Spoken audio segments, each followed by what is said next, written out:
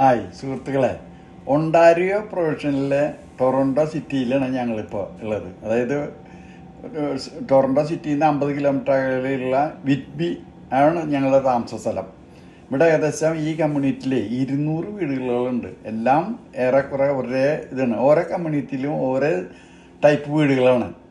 Basket volleyball എന്നാണ് ഇതിൻ്റെ പേര്. ഈ കമ്മ്യൂണിറ്റിയുടെ മലയാളികൾ ഉൾപ്പെടെ ഇന്ത്യക്കാർ ഇഷ്ടം പോലെ ഉണ്ട്. അതുപോലെ മറ്റ് രാജ്യക്കാർ, പല രാജ്യക്കാരുണ്ട്.